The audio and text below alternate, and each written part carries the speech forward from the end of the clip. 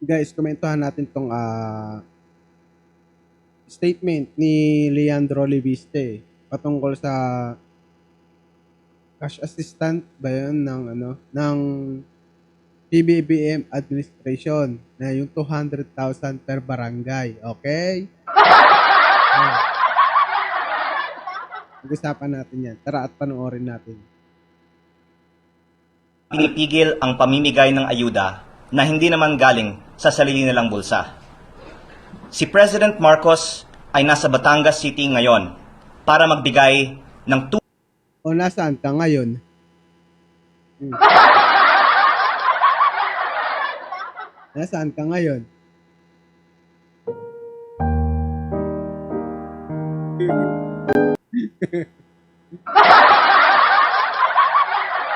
₱200,000 para sa bawat barangay.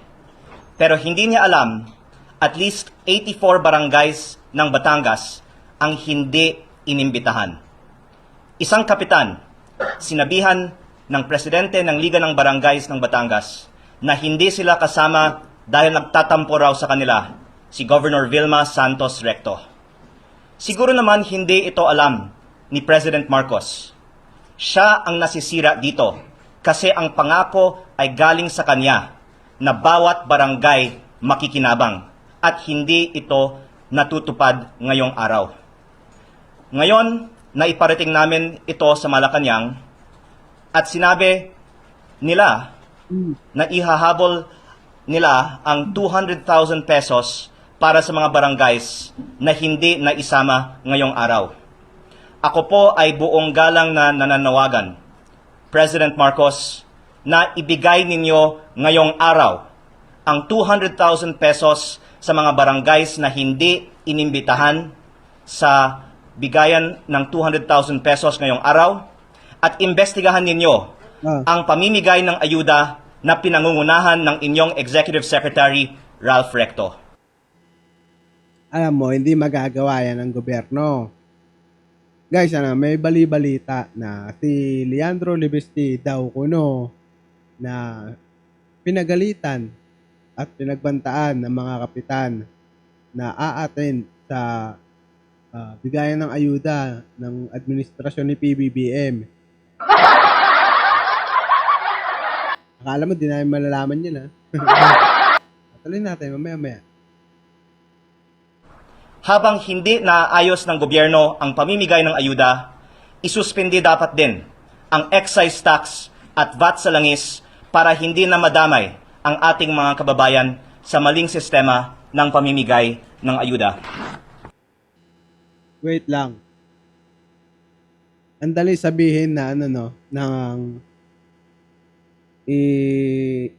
ipahinto or bawasan ang excise tax o pati yung VAT, no?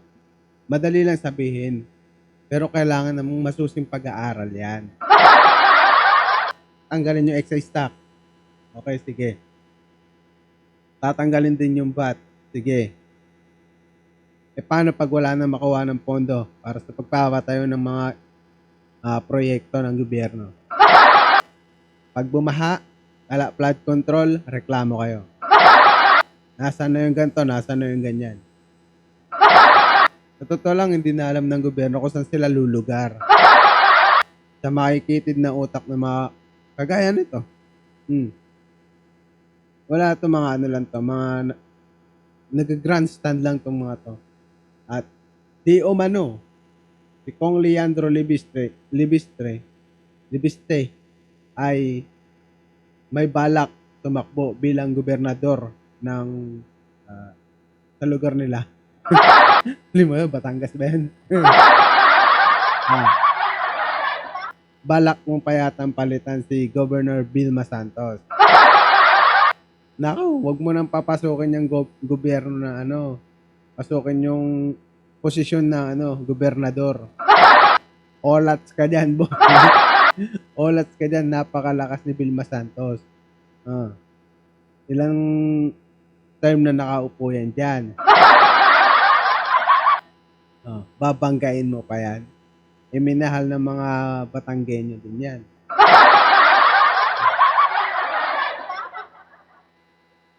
Huwag ganon. Sige, try mo lang. Mag-governor. Ewan ko lang. Kung iboboto ko ng ano, nasasakupan mo. Hmm. Sa mga ginagawa mo ngayon, talo ka na eh.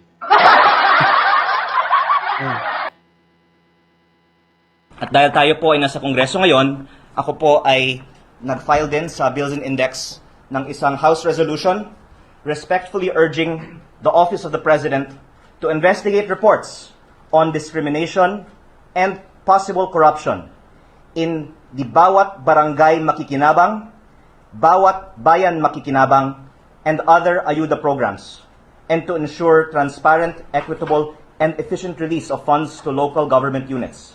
Base po sa karanasan sa aking distrito sa Batangas, kung saan ang mga tricycle drivers at mga magsasaka at mangingisda ay hindi pa nabigyan ng ayuda, napakabagal po ang tugon ng gobyerno, kaya mas mabuting ibaba na lang ang VAT o excise tax.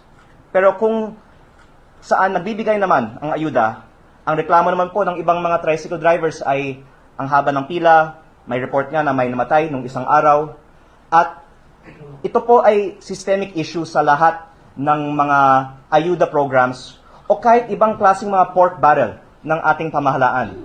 Kaya nakikiisa ako din sa ibang mga kasamahan ko sa Kongreso na nagsabi na yung inanunsyong Bawat Bayan Makikinabang program ay isang form din ng pork barrel dahil sa halip na ibigay na lang sa lahat ng mga bayan sa ating bansa sa pamamagitan ng formula tulad ng National Tax Allotment, Hindi ba?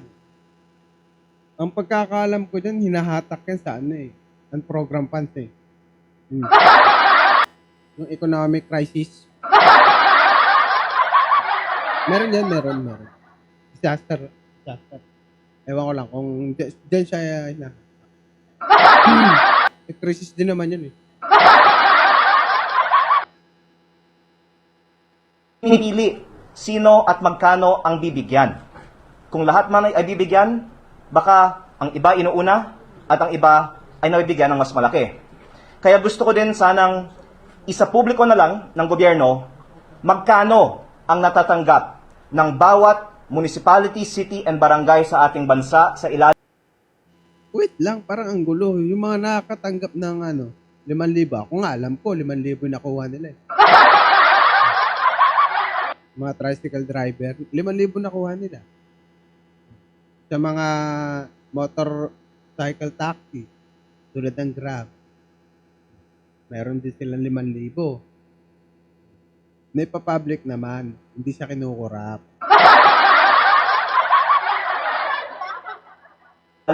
ng Bawat Bayan Makikinabang program para din tiyakin natin na walang korupsyon sa alokasyon ng pondong ito dahil meron akong isang unconfirmed report sa aking distrito ng isang LGU na inalok ng isang middleman ng pondo sa ilalim ng Local Government Support Fund kapalit ng komisyon.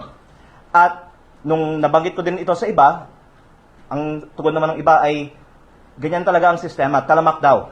Ang bentahan ng pondo kapalit ng komisyon, hindi lang sa DPWH, pati sa bagong pork barrel sa Bawat Bayan Makikinabang. Hindi man pa napatunayan na may korupsyon, ang aking panawagan ay isa publiko.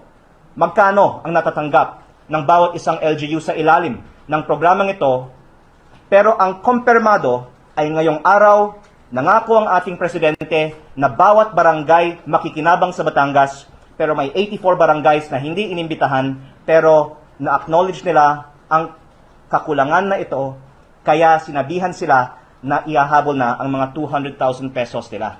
Pero ako po ay narito para sana madaliin nila kasi kawawa naman ang mga barangays na hindi kasama sa bawat barangay makikinabang.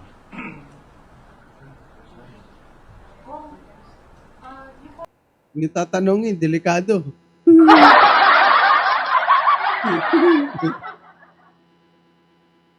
Kinakabahan to pag tinatanong. Para sa systemic issue po, ano po bang other specific ayuda programs yung affected po ng so-called discrimination?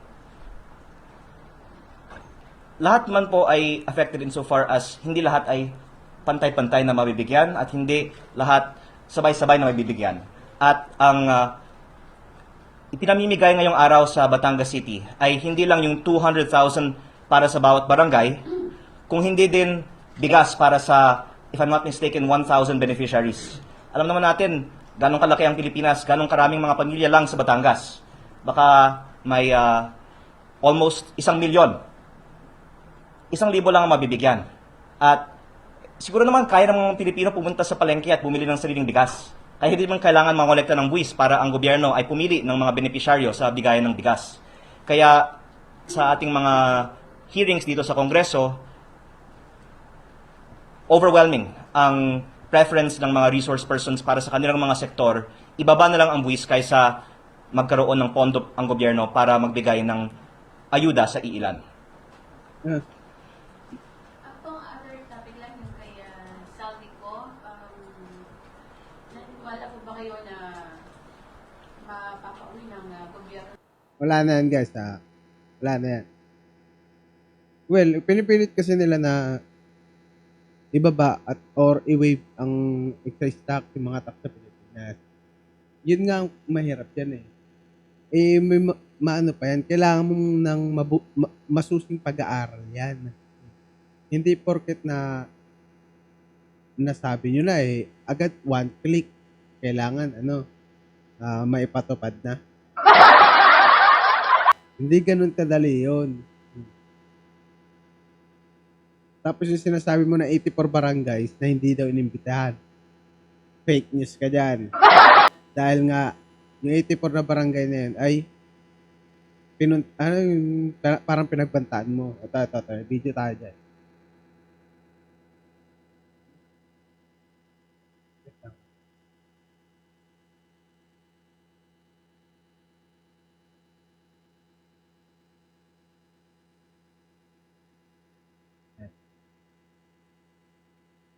Si Congressman Leandro Leviste raw talaga ang dahilan kung bakit hindi naambunan ng ayuda ang kanyang distrito. Ayon kay Batangas ABC President Fernando Rocafort, kasinungalingan ang umano'y tampo ni Batangas Governor Vilma Santos Recto. Narito ang Agenda Weekend Report ni Joan Manalo. Pinabulaanan ni Batangas Association of Barangay Captains President Fernando Rocafort ang mga akusasyon ni Batangas 1st District Representative Leandro Leviste na hindi umano naimbitahan sa pamimigay ng ayuda ang mahigit 80 barangay sa kanyang distrito. Sa isang social media post, Yun. Ayan yung post niya sa social media. Oh. Sila na magbabasa, hindi ako basahin. tinawag ni Rocafort na kasinungalingan ang aligasyon ni Leviste. Sabi, siya pong kasinungalingan ang pahayag ni Kong Leandro Leviste na ako ay may sinabi na hindi sila pwedeng makakuha ng SCPF program ng Pangulo dahil tampo si Governor Vilma Santos Recto. Oh. Ano na to, Associate Barangay, ano na to? Isa ring barangay kapitan.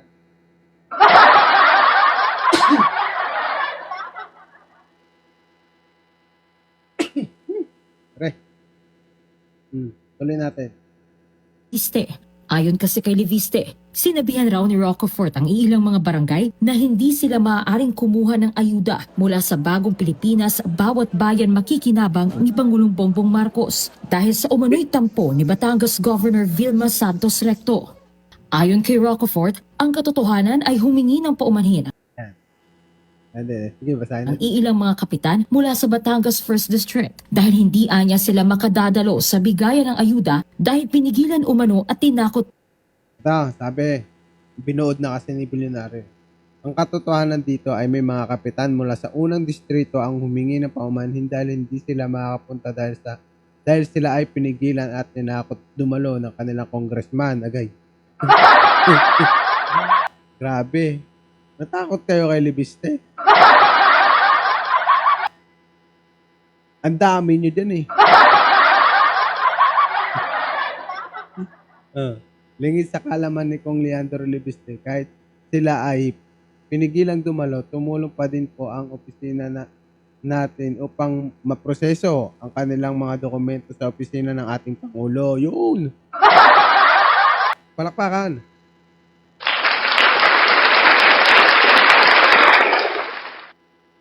Tuloy. pa ni Reviste na siyang congressman ng distrito. Pero lingid daw sa kaalaman ni Reviste, tumulong pa rin anya ang opisina ni Rocafort para maproseso ang mga dokumento ng kanilang mga barangay. Kaya may pakiusap si Rocafort kay Reviste, huwag na anyang ipitin o gamitin sa pamumulitika ang mga kapwa niya kapitan. Diba? Ganyan katino ang mga DDS. Ano nangyari? Sige, iboto nyo pa yan. Mga taga Batangas, ito lang ang panawagan namin. Hindi magandang halimbawa yung congressman nyo dyan. Itapon nyo na yan. Isako nyo hanggat maaari. Huwag nyo nang ipanalo yung ganyang pag-uugali dahil kayo lang din ang mahihirapan dyan. Biruin mo yung 200,000 imbis makapagpatayo yan ng magkano rin yan. Pwede rin gawing proyekto yan. Street light. Pwedeng yan,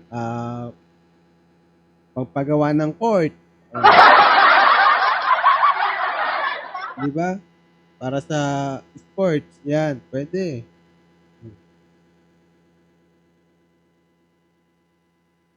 Ngayon, kayo yung nahihirapan dyan sa may Batangas dahil meron kayong timawa na congressman. Ulaga eh. Nagbibida-bida lang talaga si Libiste. Mga taga Batangas, tulungan nyo kami. I-call out nyo yung 24 billion na penalty niya na hindi niya naibigay yung 200,000 megawatts sa mga Pilipino. Kayo din ang makikinabang dun. Tignan mo. Tignan ninyo. Mahalata nyo naman. Halos lahat na politiko na DDS. Mga kaso. Sangkot sa mga anomalya eh. Mga animal eh. Dapat sa mga to, wina-wipe out eh. Isama doon sa mga NPA. Mga tulong. Ugat ang naturang issue sa pamamahagi ng Social Civic Projects Fund o SCPF Financial Assistance ni PBBM sa mahigit 1,000 mga barangay sa Batangas. 200,000 pesos ang nakalaan sa bawat barangay. Pero 84 sa mga ito, hindi umano nakatanggap ng ayuda ayon kay Reviste. Dahil hindi umano nakadalo ang mga barangay captain ito sa isang pagpupulong. Natural, tinakot ba naman niya eh. Kung ako kapitan nun, papalaga ako. Tanda pa ako kay Libiste eh. Papalagang ko yun kung one-on-one.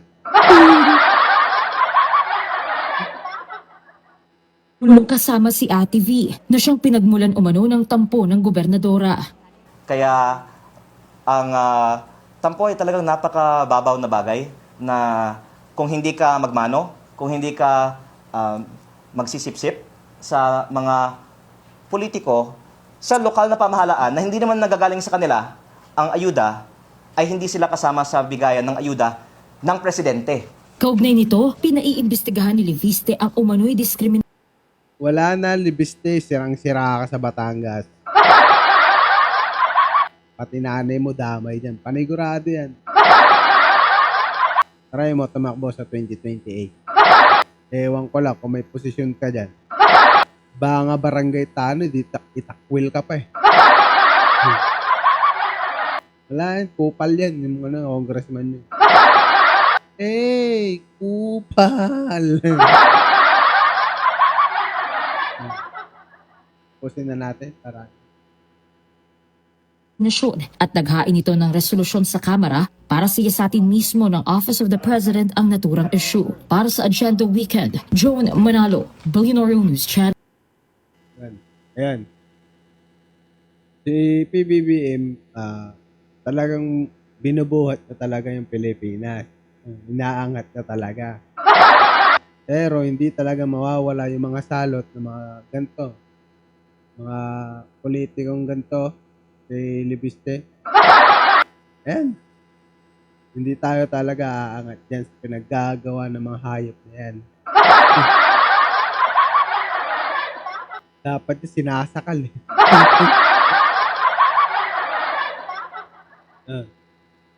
Diba? Hindi tayo aasenso niyan pag ganyan ng ganyan. Lahat na lang ng galaw ng gobyerno o na, kahit naman tama yung ginagawa ng gobyerno para makatulong sa mga kababayan natin, eh sinisita pa nila. Minsan hinaharas pa nila yung mga kababayan natin. Ayan ang tatak didilis. Mga animal. Tabogo na, bobo pa. Ang lakas-lakas manira pero wala naman silang nagagawa. Respisyo, anong ginawa? Ano niya? Sa nasasakupan niya. Nanilbihan sa Davao. Nag-range coalition sila. At saka miyembro na siya ng PADAPA. PDP. Partido de Animal ng Pilipinas.